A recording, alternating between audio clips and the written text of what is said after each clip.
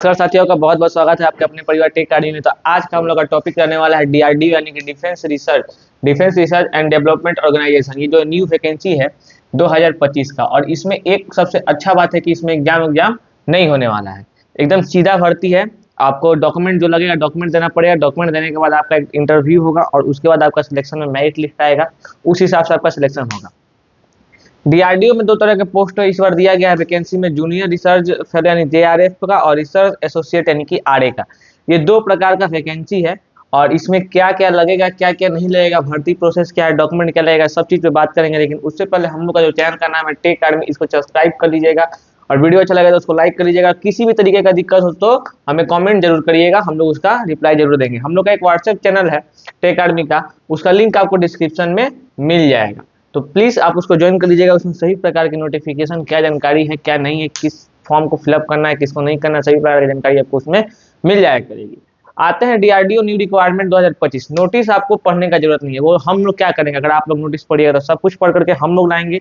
एकदम मेन में जो जानने का बात है बस एकदम थोड़ा सा है, इसको सुन लीजिएगा तो आपको नोटिस पढ़ने का जरूरत नहीं है। नोटिस क्या पढ़े, क्या छूट गया क्या नहीं छूटा, उससे थोड़ा सा दिक्कत हो जाता है कि मान लीजिए आप पढ़े एज इतना से इतना लगेगा, या फिर एज ही छूट गया और आपका एज के एलिजिबल नहीं है, फिर दिक्कत हो जाता है। तो हम लोग किस लिए हैं, हम लोग सब कुछ पढ़ करके एकदम जो मेन काम है, काम वाला चीज है, सबको एकदम लेकर के आते हैं। और इस चीज को देख लीजिएगा तो इतना से अब काम हो जाएगा, पूरा नोटिस पढ़ने का जरूरत नहीं है।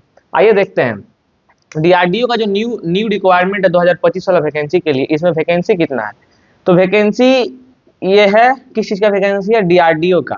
और डीआरडीओ का फुल फॉर्म क्या है, defence research and development organisation. ठीक है, 2025 का भर्ती है, इसको ऑर्गेनाइज कौन कर रहा है, डीआरडीओ ही कर रहा है। इसका पोस्ट का नाम मैं बता दिया हूँ, जूनियर रिसर्च फेलो यानी कि जेआरएफ और रिसर्च एसोसिएट यानी कि आरए। इसका लास्ट डेट है अप्लाई करने का, इसका लास्ट डेट अप्लाई करने का 14 जनवरी, और इसका रिसर्च एसोसिएट आरए का लास्ट डेट अप्लाई करने का 14 फरवरी। दोनों अलग अलग एग्जाम है, दोनों अलग अलग भर्ती है, तो दोनों का अलग अलग एक डेट दिया गया है। टोटल पोस्ट अभी वेरी करता है, अभी कुछ खुलासा नहीं हुआ है कि टोटल पोस्ट कितना रहेगा। अप्लाई मोड इसका ऑनलाइन रहेगा बाय ईमेल, एक ईमेल बताया जाएगा आपको, आपको उसी पे अप्लाई करना पड़ेगा और उस पर आपका सब कुछ होगा। अच्छा, अब आते हैं हु कैन अप्लाई। अप्लाई कौन कौन कर सकता है, तो ऑल इंडिया में जो मेल और फीमेल बच्चे हैं सभी कोई अप्लाई कर सकता है। डीआरडीओ न्यू रिक्वायरमेंट 2025 का सैलरी कितना होगा, 37,000 से लेकर के 67,000 तक इसका सैलरी पर मंथ में आपका बन जाएगा। इतना तो स्टार्टिंग होगा और इतना बन जाएगा। हाँ, इसमें जो आपका जेआरएफ है और 14 जनवरी जो आपका इसमें एग्जाम होगा और 14 फरवरी जो इसमें आपका एग्जाम होगा, दोनों का इंटरव्यू का डेट रहेगा, इंटरव्यू लिया जाएगा। सब कुछ आप जब फॉर्म फिलअप करेंगे तो आपके ईमेल में सब कुछ आपको नोटिस मिल जाएगा कि आपका किस दिन एग्जाम है, किस दिन, मतलब एग्जाम तो होगा नहीं, इंटरव्यू किस दिन है, डॉक्यूमेंट वेरिफिकेशन किस दिन है, वो पास करने के बाद आपका सब कुछ हो जाएगा। डीआरडीओ जो का भर्ती है, इसका एज लिमिट कितना है, इसका 35 साल आपका एज लिमिट है। अगर आप उसके बाद ओबीसी या फिर एससी एसटी से बिलोंग करते हैं तो आपको हर एक एग्जाम की तरह इसमें भी छूट मिलेगा। ओबीसी में आपको 3 साल का छूट मिलेगा और एसटी एसटी में आपको 5 साल का छूट मिलेगा 35 साल के बाद। मतलब कि अगर आप ओबीसी से बिलोंग करते हैं तो आप 38 साल तक फॉर्म फिलअप कर पाइएगा, अगर आप एसटी एसटी से बिलोंग करते हैं तो आप 40 साल तक फॉर्म फिलअप कर पाइएगा।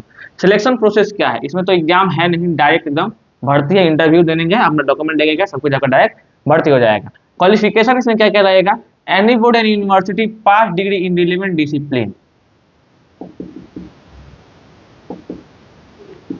जो ये इसका जो मतलब क्वालिफिकेशन लगेगा, किसी भी यूनिवर्सिटी से आप एकदम रिलेवेंट डिसिप्लिन से पास किए हुए हैं तो आप उसका क्वालिफिकेशन लेकर के जाइएगा। इंपॉर्टेंट डॉक्यूमेंट, इसमें डॉक्यूमेंट क्या क्या लगेगा, पासपोर्ट साइज फोटोग्राफ लगेगा, इसमें कम से कम 4, लेकिन आपको 20 निकाल करके रख लेना पड़ेगा। सिग्नेचर लगेगा आपका, एजुकेशन सर्टिफिकेट लगेगा, जो भी आप दिखाइएगा, जिस बोर्ड जिस यूनिवर्सिटी का दिखाइएगा उस बोर्ड या यूनिवर्सिटी का सर्टिफिकेट लगेगा, आप जो भी पढ़े हुए हैं। आधार कार्ड लगेगा, कास्ट सर्टिफिकेट आपको लगेगा। कास्ट सर्टिफिकेट अगर आपके पास अगर किसी का कास्ट सर्टिफिकेट नहीं है, मतलब आप जनरल से बिलोंग करते हैं ई वार्ड, और आपके पास ओबीसी का है तो ओबीसी का लगेगा, या फिर एसटी एसटी का है तो एसटी एसटी का कास्ट सर्टिफिकेट लगेगा। एज प्रूफ लगेगा, एज प्रूफ की जगह आप अपने माध्यमिक यानी कि जो 10 क्लास है उसका रिजल्ट या एडमिट कार्ड दिखा सकते हैं। या फिर आप अपना बर्थ सर्टिफिकेट दिखा सकते हैं। यही इसका मेन रिक्वायरमेंट था।